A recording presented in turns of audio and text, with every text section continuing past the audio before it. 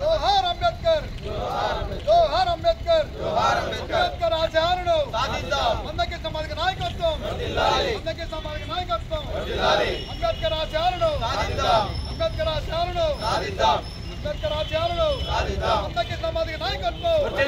అందరికీ సమాజ నాయకత్వం వర్ధిల్లాలి అందరికీ సమాజ నాయకత్వం వర్ధిల్లాలి ఉద్యోగాలు ప్రతి ఒక్కరికి 100% వస్తాయి మన హక్కు ఎక్కడికి పోదు 10 ఉద్యోగాలు అంటే 10 ఉద్యోగాలు మనకే వస్తాయి 5 మంది సెలెక్ట్ అయినా ఇంకా 5 ఉద్యోగాలు ఉంటాయి తర్వాత కూడా మనకే వస్తాయి ఏబిసిడి వర్గీకరణ వల్ల చాలా మంచిది విద్యార్థి భవిష్యత్తుకు ముందు భవిష్యత్తు చాలా ఉంది ఈ భవిష్యత్తు కోసం ఈ ఎంఆర్పిఎస్లో ఏబిసిడి వర్గీకరణ కోసం ఉద్యమంలో దాదాపు 30 సంవత్సరాల పాటు పంచుకొని అప్పటి ముఖ్యమంత్రి నారా చంద్రబాబు నాయుడు గారు ఏబిసిడి వర్గీకరణ చేసే కొందరు దానికి వ్యతిరేకంగా సుప్రీంకోర్టులో పిల్లేయడం జరిగింది 24 సంవత్సరాలు దానికోసం పోరాటం చేసి ఈరోజు విజయం సాధించుకున్నాము అందరి కృషి ఫలితము ఇందులో ఉంది భవిష్యత్ అంతా ఎంఆర్పిఎస్కి ఎంఎస్ఎఫ్ది మొత్తం అంతా వెళ్ళదు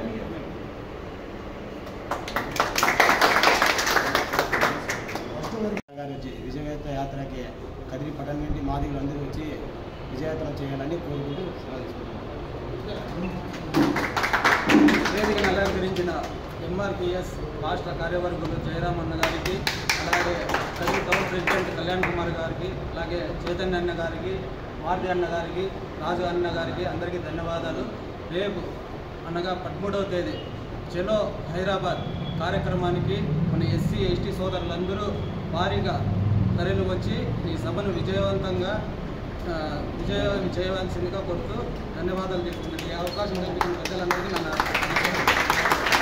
సమావేశం అవ్వడానికి ముఖ్య కారణం మన జాతి అభ్యున్నతి కోరిన అభినవ్ అంబేద్కర్గా కీర్తించబడే మందకృష్ణ మాదిగ గారి పోరాట ఫలితమే మనకు ఏబిసిడి వర్గీకరణ విజయం సాధించడం జరిగింది. ఆయన విజయం సాధించుకొని సుప్రీంకోర్టు నుంచి ఢిల్లీ నుంచి హైదరాబాద్కు విచ్చేయుచున్న సందర్భంగా మనమంతా ఆయన ఘనస్వాగతం పలకాలి అని చెప్పి రేపు హైదరాబాద్లో ఆయనని ఘనంగా స్వాగతించి అందరము మన కృతజ్ఞత భావం ఆయనకు చూపించాలని ఉద్దేశంతో మనం ఇక్కడంతా సమావేశమై ఈ కార్యక్రమానికి సంబంధించిన కార్యాచరణ గురించి రూపొందించడం కోసం అందరం ఏకమైనాం. కావున మనమంతా ఒక నిర్ణయానికి వచ్చి ఈ రేపు జరగబోయే కార్యక్రమాన్ని విజయవంతం చేయవలసిందిగా కోరుచున్నాం.